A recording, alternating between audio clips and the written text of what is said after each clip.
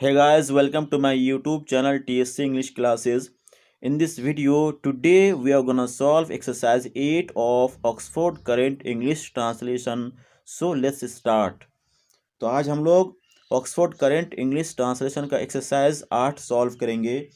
और ये जो एक्सरसाइज 8 है इसको 4 भागों में बांटा गया है, part A, part B, part C और पार्ट डी। पार्ट ए जिस स्ट्रक्चर पर आधारित है, जिस फॉर्मूला पर आधारित है, वो फॉर्मूला या फिर वो स्ट्रक्चर है subject plus am is are plus not plus adjective. Subject plus am is are plus not plus adjective यानी कि नेगेटिव स्ट्रक्चर पर आधारित है पार्ट ए। जहां तक पार्ट बी की बात है, पार्ट बी जिस स्ट्रक्चर पर आधारित है, जिस फॉर्मूला पर आधारित है, वो फार्मूला है am is are plus subject plus adjective. Am is are plus subject plus adjective यानी कि अफर्मेटिव यस नो क्वेश्चन पर आधारित है पार्ट बी। जहां तक पार्ट सी की बात है, पार्ट सी आधारित है am is are plus subject plus not plus adjective. Am is are plus subject plus not plus adjective यानी कि नेगेटिव यस नो क्वेश्चन पर आधारित है पार्ट सी।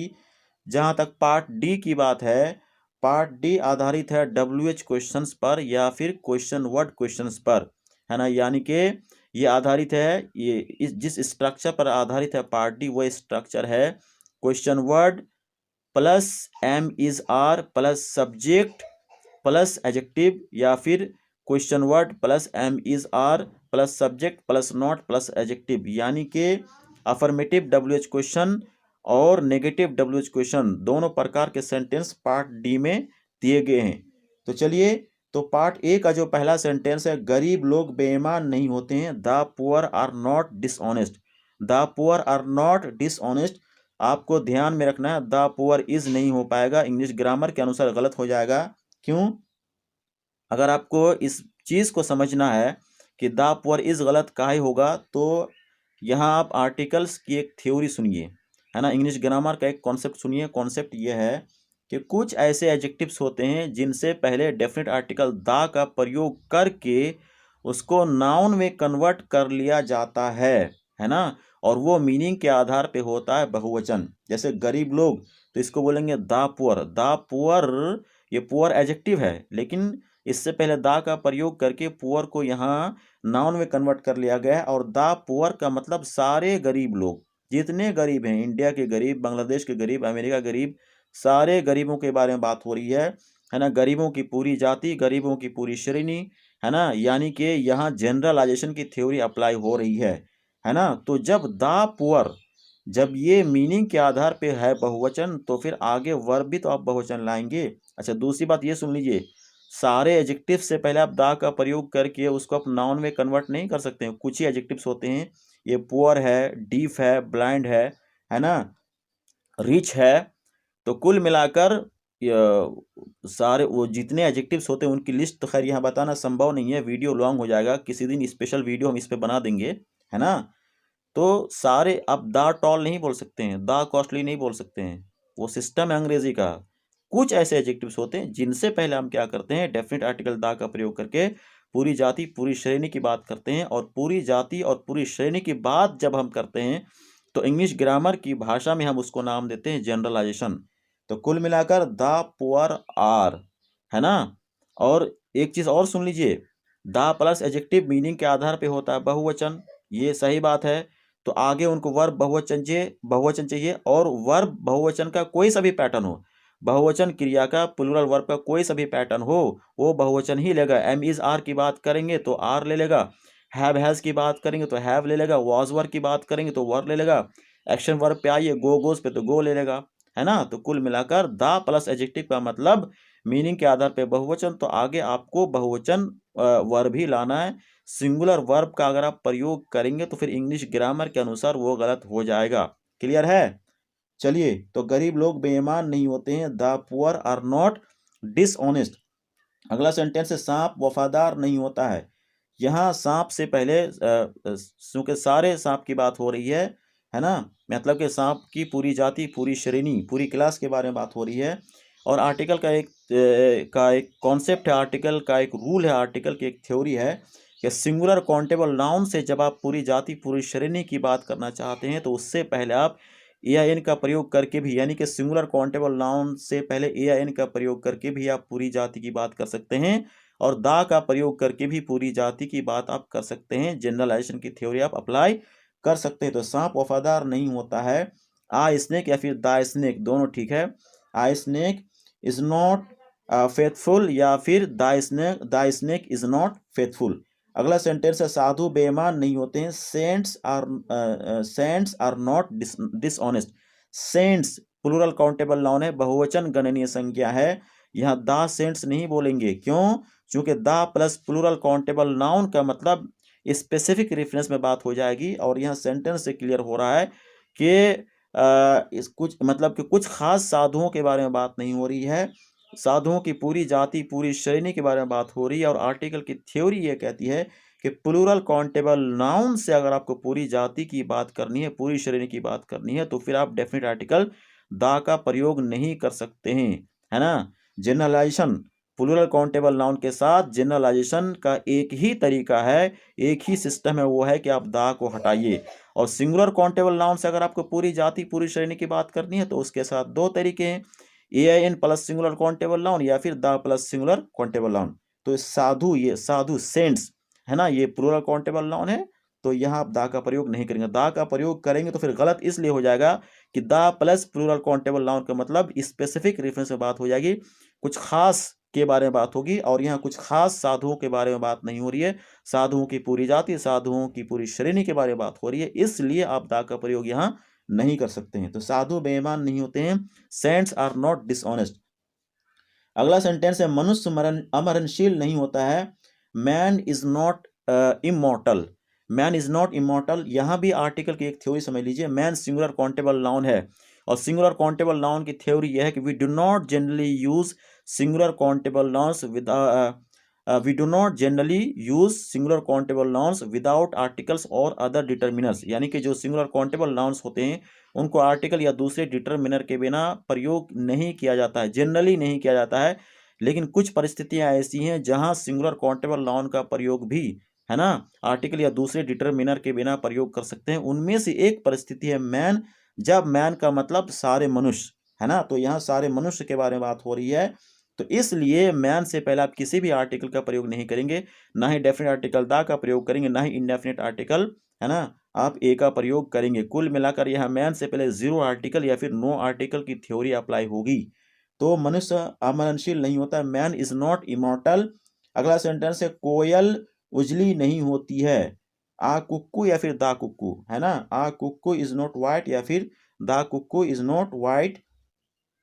दूध काला नहीं होता है, milk is not black. Milk is not black, ये मिल्क अनकाउंटेबल नाउन है, और अनकाउंटेबल नाउन की थ्योरी ये है, मतलब कि जब हम आर्टिकल के हिसाब से बात करेंगे, तो आर्टिकल के हिसाब से अनकाउंटेबल की थ्योरी ये है कि अगर आपको जनरलाइजेशन की थ्योरी अप्लाई करनी है, तो फिर आप दा का प्रयोग नहीं कर सकते हैं, क्योंकि दा प्लस अनकाउंटेबल नाउन का मतलब स्पेसिफिक रेफरेंस में बात हो जाएगी, और यहाँ दूध के बारे में स्पेसिफिक रेफरेंस में बात नहीं हो रही है, जनरलाइजेशन की थ्योरी अप्लाई हो रही है, इसलिए दा मिल्क बोलेंगे तो गलत हो जाएगा, आपको सिर्फ मिल्क बोलना है।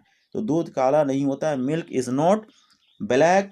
सोना काला नहीं होता है, gold is not black. Gold is not black. कुछ गायें सीधी नहीं होती हैं, some cows are not gentle. Some cows are not gentle, short form का प्रयोग करेंगे तो सम काउज आरंट जेंटल।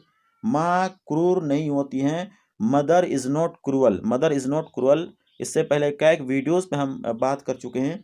जिस तरीके से मैन वैसे ही मदर, मदर भी उन परिस्थितियों में से एक है, मतलब कि मदर जो शब्द है ना, कि या फिर मदर है और फादर है, अंकल है, आंट है। असल में इसका रूल ये है, आर्टिकल की थ्योरी ये कहती है कि जितने ब्लड रिलेशंस वाले वर्ड होते हैं, है ना, मदर, फादर, आंट, अंकल, जितनी भी ब्लड रिलेशंस वाले वर्ड्स होते हैं, है ना, आर्टिकल्स की थ्योरी ये है, आर्टिकल का कॉन्सेप्ट ये कहता है कि ब्लड रिलेशन वाले वर्ड से पहले आप किसी भी आर्टिकल का प्रयोग नहीं कर सकते हैं, ना ही डेफिनेट आर्टिकल दा का प्रयोग कर सकते हैं, और ना ही इनडेफिनेट आर्टिकल ए इन का प्रयोग कर सकते हैं। तो माँ क्रूर नहीं होती है, मदर इज नॉट क्रूअल। मनुष्य जन्म से बुरा नहीं होता है, man is not bad by birth. Man is not bad by birth. चलिए पार्ट बी की तरफ चलते हैं। पार्ट बी का पहला सेंटेंस है, क्या गायें सीधी होती हैं? क्या गायें सीधी होती हैं? Are cows gentle. दा का प्रयोग मत करिएगा, गलत हो जाएगा। इससे पहले हम बहस कर चुके हैं, डिस्कस कर चुके हैं। क्या गायें सीधी होती हैं? Are cows gentle. क्या फल लाभदायक होता है? Is the fruit useful. Is the fruit useful. क्या कुत्ता वफादार होता है? इज आर डॉग या फिर is the dog. Is are dog faithful या फिर is the dog faithful.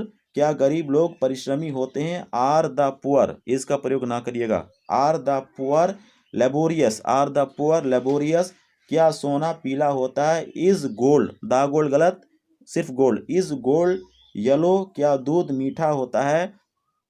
Is milk sweet. Is milk sweet. क्या बच्चे नटखट होते हैं? Are children naughty. Are children naughty. The का प्रयोग ना करिएगा, गलत हो जाएगा, क्योंकि दा प्लस प्लूरल काउंटेबल नाउन का मतलब स्पेसिफिक रेफरेंस में बात होगी, और यहाँ बच्चों के बारे में स्पेसिफिक रेफरेंस में बात नहीं हो रही है। बच्चों की पूरी जाति, बच्चों की पूरी श्रेणी के बारे में बात हो रही है, नटखट बच्चों की, इसलिए आप दा का प्रयोग नहीं कर सकते हैं। तो क्या बच्चे नटखट होते हैं?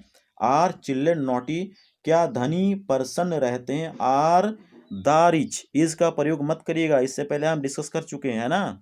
रिच भी उन्हीं एडजेक्टिव्स में से है जिनसे पहले हम दा का प्रयोग करके पूरी जाति या पूरी श्रेणी की बात कर सकते हैं। तो क्या धनी प्रसन्न रहते हैं? Are the rich happy. क्या साधु दयालु होते हैं? Are saints kind. Are saints kind. क्या आदमी मरणशील होता है? Is man mortal. Is man model. चलिए तीसरे पार्ट की तरफ चलते हैं। तीसरे पार्ट का जो पहला सेंटेंस है, क्या सांप डरावना नहीं होता है? क्या सांप डरावना नहीं होता है? Is a snake not fearful या फिर is the snake not fearful. Short form का प्रयोग करेंगे तो फिर हो जाएगा इजेंट आ स्नेक या फिर द स्नेक फेयरफुल। अगला सेंटेंस है, क्या शिक्षक दयालु होते हैं? दयालु नहीं होते हैं। Are teachers not kind. Are teachers not kind. Short form का प्रयोग करेंगे तो हो जाएगा अरेंट टीचर्स काइंड। क्या बर्फ ठंडी नहीं होती है? Isn't ice cold. Isn't ice cold. क्या अंग्रेजी दवा लाभदायक नहीं होती है ना। Is English medicine. Is English medicine not useful. Is English medicine not useful या फिर इजेंट इंग्लिश मेडिसिन यूजफुल। अगला सेंटेंस है, क्या आम मीठा होता है? आम नहीं। क्या आम मीठा नहीं होता है? Is a mango not sweet या फिर is the mango not sweet. क्या भारतीय किसान मेहनती नहीं होते हैं? Are Indian farmers not laborious. Are Indian farmers not laborious. क्या बनावटी फूल सुंदर नहीं होते हैं? आर आर्टिफिशियल फ्लावर्स, है ना। क्या बनावटी फूल सुंदर नहीं होते हैं? क्या बनावटी फूल सुंदर नहीं होते हैं? Are artificial flowers not beautiful. Are artificial flowers not beautiful. क्या कोयला काला नहीं होता है? क्या कोयला काला नहीं होता है? Is coal not black. Is coal not black. चलिए इस एक्सरसाइज का जो पार्ट डी है, आखिरी पार्ट है, वो है उसका पहला सेंटेंस है, दूध क्यों मीठा होता है? दूध क्यों मीठा होता है? Why is milk sweet. Why is milk sweet. Why milk is मत बोलिएगा, WH का स्ट्रक्चर है। WH क्वेश्चन की थ्योरी यह है कि पहले नंबर 1 पे क्वेश्चन वर्ड आएगा, उस नंबर 2 पे वर्ब आता है, नंबर 3 पे सब्जेक्ट आता है ना। उसके बाद, है ना, फिर सुनिए, नंबर 1 पे कौन आएगा? क्वेश्चन वर्ड आएगा या फिर WH वर्ड आएगा। नंबर 2 पे आएगा वर्ब, और नंबर 3 पे आता है सब्जेक्ट। अगर आप क्वेश्चन वर्ड के बाद डायरेक्ट आप मतलब नंबर क्वेश्चन वर्ड के बाद अगर आप सब्जेक्ट का प्रयोग करते हैं तो फिर वो गलत हो जाएगा इंग्लिश ग्रामर की थ्योरी के अनुसार। तो दूध क्यों मीठा होता है? Why is milk sweet. Next sentence है, साधु क्यों दयालु होते हैं? Why are saints kind. Why are saints kind. Why saints are kind मत बोलिएगा, WH क्वेश्चन की थ्योरी का उल्टा हो जाएगा, है ना। नेक्स्ट सेंटेंस है, सांप कैसे डरावना होता है? How is a snake fearful. How is a snake fearful या फिर how is the snake fearful. बनावटी फूल कैसे सुंदर नहीं होते हैं? How are artificial flowers not beautiful? How are artificial flowers not beautiful? दूध क्यों लाभदायक होता है? Why is milk useful? Why is milk useful? चीनी क्यों मीठी लगती है? Why is sugar sweet?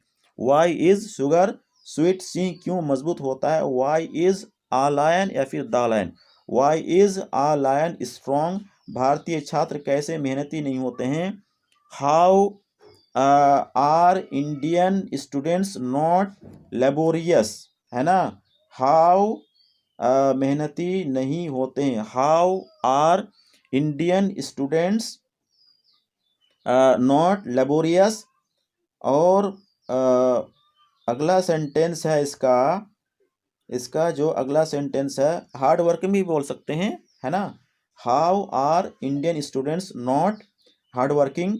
Next sentence है, गायें क्यों सीधी होती हैं? Why are cows gentle? गायें क्यों सीधी होती हैं? Why are cows gentle? मनुष्य क्यों मरणशील होता है? Why is man mortal? Why is man mortal? तो आई होप एक्सरसाइज 8 में जितनी चीज़ें हमने आपको बताई सारी चीज़ें आपको समझ में आई होंगी। वीडियो अच्छा लगा है तो प्लीज़ लाइक और शेयर ज़रूर करिएगा। Thank you very much. Good bye.